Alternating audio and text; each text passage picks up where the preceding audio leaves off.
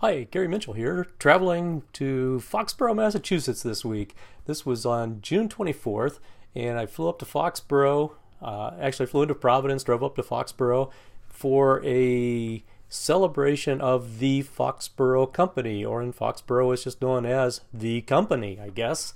Now it's part of Invensys. It was founded 100 years ago, and this was their 100th anniversary celebration. So you drive into the plant. After I found it, I've been there before and still missed the stupid street. But anyway, I got to the plant and pulled in and got my badge and all that kind of stuff. And this is the plant where you walk in, well, you drive up and you see a big sundial on the face of the plant. And if you look at my Flickr account, and you can search under people Gary Mintchell and find my Flickr account, www.flickr.com. It's Web 2.0, so there's no E.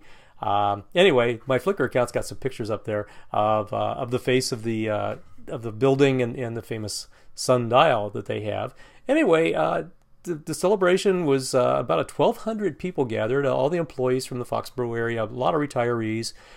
Very interesting thing. I headed into the parking lot and they had a huge tent set up. And you can see pictures of the tent there at my Flickr site, and quite impressive.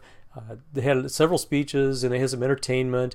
CEO Paulette Eberhard spoke, and she gave it kind of a typical really good CEO speech. It was very uplifting, and remembered the 100-year history and all the patents and the technological innovation of the Foxborough Company over the years, and that sort of thing. A really nice celebration, a really telling thing. And I've worked at some companies like this in my life where there's the loyalty is there and the people that stay. And she had all the employees stand up. It's okay, everybody 5 years and less sit down, and everybody 10 years and less sit down, everybody 20 years and less sit down. And there were, just a rough estimate, half the people were more than 20 years that were there. And then the 30 years and less sat down. And then the people that had been there over 40 years, I counted 12. I was sitting kind of in the front and turned around and went and tried to count. So I counted 12. So it could be somewhere 11 or 12. 40 years plus seniority with the plant. Amazing loyalty both ways, both from the employees themselves working there. And you can just tell. I've been in places, you've been in places. You go in and you can tell whether the employees are reasonably happy and doing their stuff, or whether there's a fear and trepidation.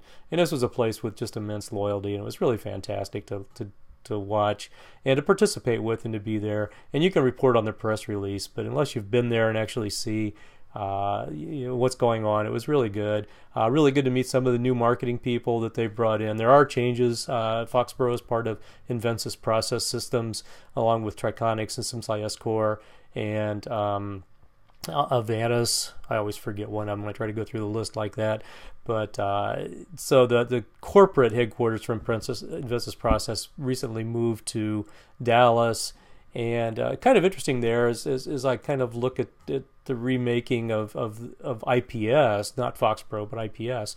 And what I see is once again a move toward more customer service, engineering, training, maintenance and support and all that sort of stuff.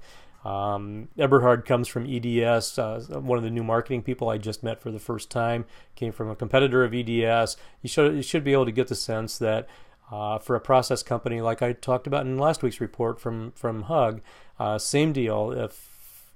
If they're only going to sell hardware and instruments and maybe an occasional DCS, I don't think the growth is there. They got to have it for the base, but they've got to move beyond that, and that's where the company direction is going. But not to take anything away from 100 years of Foxborough, congratulations to all of you. That's fantastic. The celebration had a lunch, although it was more like a dinner with whole lobster or steak or chicken and a bunch of fixings to go along with it. Great lunch. Great entertainment that came along. Unfortunately, it ended with a bang as a huge thunderstorm came rolling through, and so I dashed for the car and missed the rest of the ceremonies if there was anything left.